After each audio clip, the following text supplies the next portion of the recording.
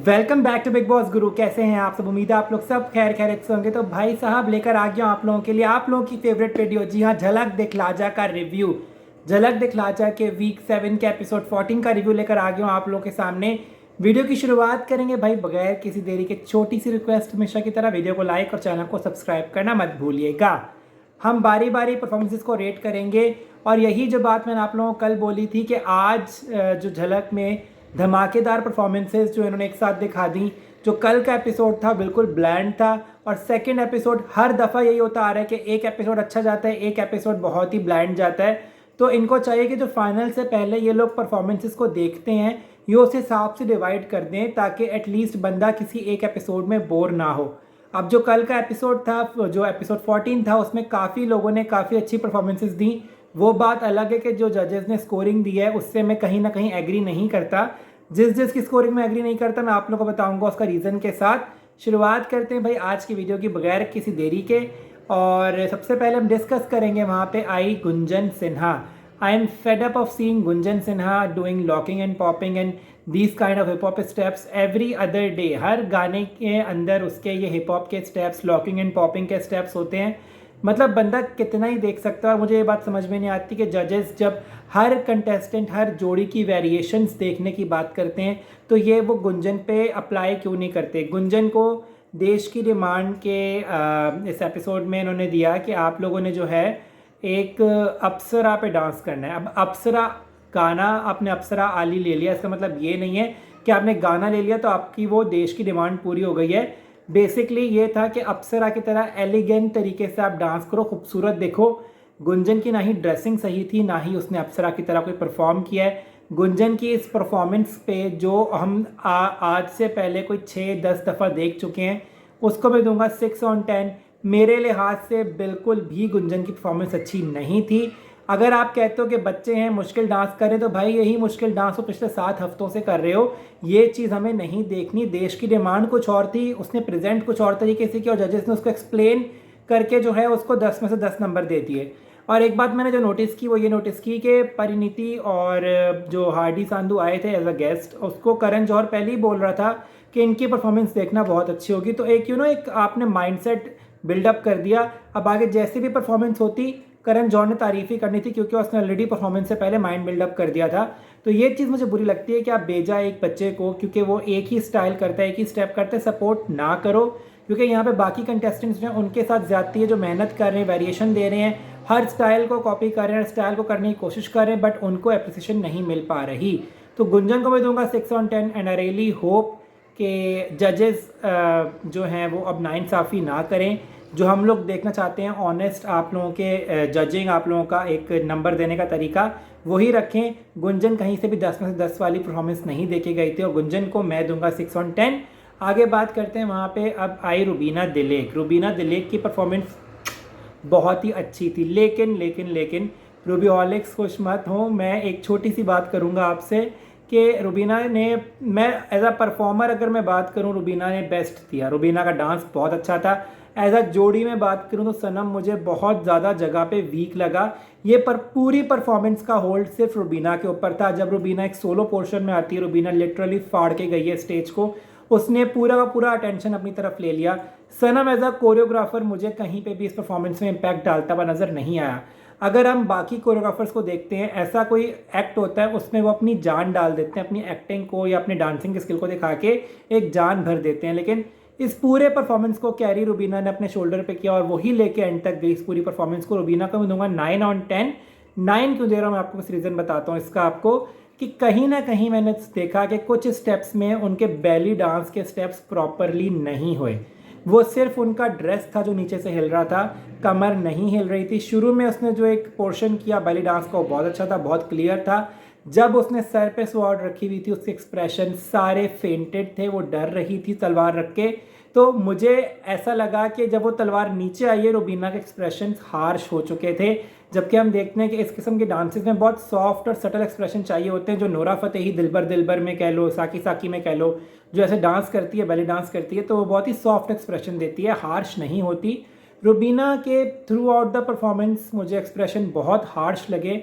लेकिन हम बात करें अगर डांस की तो थोड़ी थोड़ी जगह मिस्टेक्स थी बेली डांस की, लेकिन मैं इस बात पे खुश हूँ कि उसने ट्राई किया।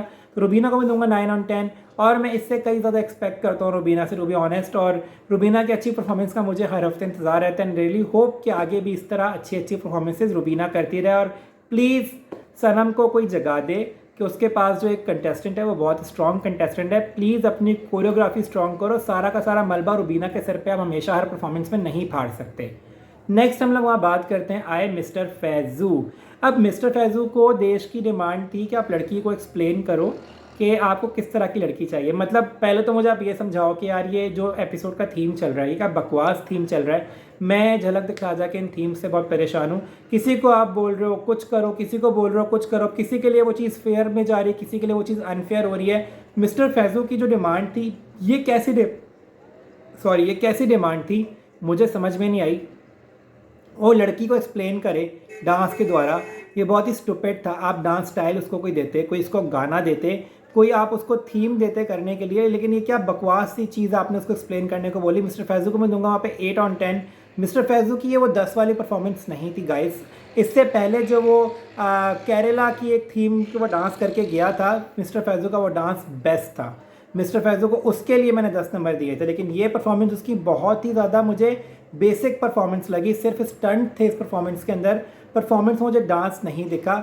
एक गाना भी मुझे कोई इतना इम्पैक्टफुल नहीं लगा। जन्म जन्म में कोई हाई और लो मोमेंट्स नहीं आ रहे थे। जिस तरह पारस ने एक स्लो गाने को, आइदल मुश्किल को एक इम्पैक्टफुल गाना बनाया था, इन्होंने बेसिक थीम पे इस गाने को लेके चले हैं और बेसिक थीम पे इन्होंने एंड कर दिया है। The performance is full of stunts, उसमें डांस मुझे बहुत कम दिखा। मिस्टर फैज़ू से एक्सपेक्टेशन मेरी हाई रहती है।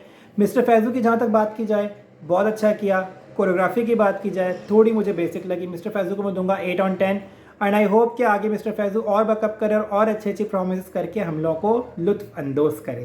नेक्स्ट हम वहाँ बात करते हैं आई अदा मलिक। यार मैंने शुरू से आप लोगों को बताया कि यार इस लड़की के हाथों में मुझे कोई मसला लगता है। इसके हाथ कोई एक्स्ट्रा लंबे हैं जिसकी वजह से ये जो भी स्टेप करती है ना वो गोल गोल घूम जाता है। वो स्टेप हम तक डिलीवर सही नहीं हो पाता या हम तक वो सही से पहुंच नहीं पाता, हम उसको देख नहीं सकते। मुझे अदा की परफॉर्मेंस को जज करने के लिए उसके कोरियोग्राफर की परफॉर्मेंस देखनी पड़ी, क्योंकि अदा के जो ज़्यादातर हाथों की मूवमेंट थी वो गोल गोल घूम रही थी और आधे स्टेप्स करके वो नीचे आ रहे थे। अदा को मैं दूंगा 7/10। अदा ने कोशिश अच्छी की, मानते हैं कि उसने एक नई चीज़ ट्राई की, नया थीम लेकर आई, बट वही मसला कि जब तक आप डांस के दौरान हाथ और टांगें सही नहीं चलवाओगे अपने कंटेस्टेंट की, तब तक वो चीज़ जो आपने प्रेजेंट की है स्टेज के लिए वो सही ऑडियंस को डिलीवर नहीं हो पाएगी। आई रियली वांट टू सी कि अदा आगे क्या परफॉर्म करती है, किस तरह से उसका कोरियोग्राफर उसको ट्रेन करता है, किस तरह से उसको और चीज़ें सिखाता है और स्टेप सिखाता है, और क्या वो नेक्स्ट वीक अपने इस मसले को जो हाथों और पाँव का उसका एक मसला ज़्यादा चलाने का उसको कंट्रोल कर पाती है कि नहीं। अदा को फ़िलहाल मैं दूंगा 7/10 और देखते हैं कि आगे अदा क्या हंगामा करती है। नेक्स्ट हम लोग बात करते हैं वहाँ पे आए Nishant Bhatt. Now guys this is what I call the performance. Nishant Bhatt आया है। लास्ट वीक मैंने कुछ भी बोला हो कि यार कोरियोग्राफर की एंट्री हो गई, सब कुछ हो गया, लेकिन आज जो उसने परफॉर्मेंस दी है, अभी हम सिर्फ परफॉर्मेंस की बेस पे बात करेंगे। क्या क्या अमेजिंग और क्या कमाल करके गया है। मैं थीम को तो साइड पे कर रहा हूँ, देश की डिमांड किस्म की फालतू थीम इन्होंने डाली है इस हफ्ते, वो बहुत ही बकवास है, लेकिन जो कंटेस्टेंट्स अपने तौर पे अपने हिसाब से जो डांस कर रहे हैं मुझे वो बहुत अच्छा लगा। निशांत ने जो एक थीम पकड़ी कि एक एक अंदर कोई कमी रह जाती है किसी के, तो वो किस तरह से हावी होता है, किस तरह से सर पे सवार करता है इंसान, वो थीम बहुत ही ज़्यादा मुझे एक हार्ट रेंचिंग थीम लगी। रोंगटे खड़े हो जाने वाला उसकी परफॉर्मेंस थी। निशांत भट्ट को मैं देता हूँ हक से 10 नंबर, क्योंकि निशांत भट्ट ने एक स्टोरी के साथ, इमोशंस के साथ, डांस के साथ जस्टिफाई किया। निशांत के जो कोरियोग्राफर है प्लस जो टेक्नोलॉजी का इस्तेमाल हुआ, जो उसने मिरर इफेक्ट दिया, वो काफ़ी ज़्यादा अमेजिंग था। करण जौहर ने भी उसको पॉइंट आउट किया, क्योंकि निशांत भट्ट ने अपनी परफॉर्मेंस को डिज़ाइन किया। ये बात अब समझ में आती है कि जो दो कोरियोग्राफर के दिमाग आपस में मिल जाते हैं तो वो एक धमाका होता है, एक बूम होता है। तो मुझे उसकी परफॉर्मेंस बहुत ज़्यादा पसंद आई। एक इम्पैक्टफुल परफॉर्मेंस देना चाह रहे थे वो, और वो अच्छे से उन्होंने डिलीवर की। निशांत भट्ट को मैं दूंगा 10 में से 10 फ्रॉम माई साइड। आखिर में बात करते हैं आई वहाँ पे हम सब की चहीती Niti Taylor. Now this is what I call कि आप अपने साथ एक्सपेरिमेंट्स कैसे करते हो। नीति का क्या था कि नीति को ऐसा कुछ परफॉर्म करना था। ये तो मैं बकवास है देश की डिमांड, जो मैं थीम की बार बार बात कर रहा हूँ, लेकिन जो उन्होंने थीम पकड़ी उस हिसाब से मैं आप लोगों को बता रहा हूँ कि नीति ने एक थीम पकड़ी कि उसको अपने आप को प्रूव करवाना है कि वो एक बेहतरीन कलाकार है, एक बेहतरीन डांसर है, और वो नीति ने बाखूबी प्रूव कराया। नीति की एक एक मूवमेंट, आज मैं ये बात आप लोगों से शेयर करूंगा कि आज की परफॉर्मेंस में नीति आकाश को खा गई। आकाश अपना बहुत अच्छा कर रहा था, लेकिन नीति से मेरी नज़रें नहीं हट रही थी। नीति को मैं दूंगा 10 में से 10। इतनी खूबसूरत lifts. Now this is what I call a stage performance, this is what I call के वीक 7 की धमाकेदार परफॉर्मेंस। नीति ने आखिर में जो एक मूव किया है, एक स्टंट किया है, एक लिफ्ट किया है, वो इतनी खूबसूरती से, इतनी क्लीनलीनेस से कंप्लीट किया कि मैं तो उसका फ़ैन हो गया।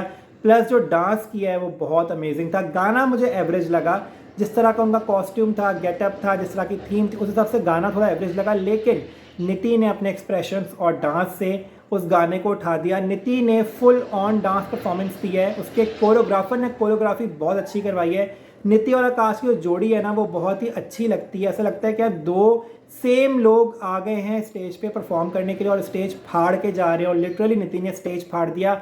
और नीति के सारे फैंस करेंगे अब भर भर के वोट, नीति को आगे पहुंचाएं, क्योंकि ये बहुत ज़्यादा मेहनत कर रही है और इसकी मेहनत हमें नज़र भी आती है। ये एक वो पैशनेट खिलाड़ी है यार, जिसको जजेस जो है डाउन करते हैं, कलर्स वाले डाउन करते हैं, लेकिन जनता और नीति की मेहनत हर हफ्ते नीति को टॉप पे ले आती है। तो ये था गाइस आज का रिव्यू। आप लोग मुझे कमेंट करके बताएं कि आप लोगों को रिव्यू कैसा लगा, और आप लोग क्या एग्री करते हैं मेरी इन सब बातों से। आपका फेवरेट कंटेस्टेंट कौन है और आप किसके लिए कर रहे हैं वोटिंग। मैं आप लोगों से मिलूंगा अगली वीडियो में, इजाज़त दीजिएगा। तब तक के लिए अपना बहुत सारा ख्याल रखें, और वीडियो को लाइक और चैनल को सब्सक्राइब करना मत भूलिएगा। Good bye.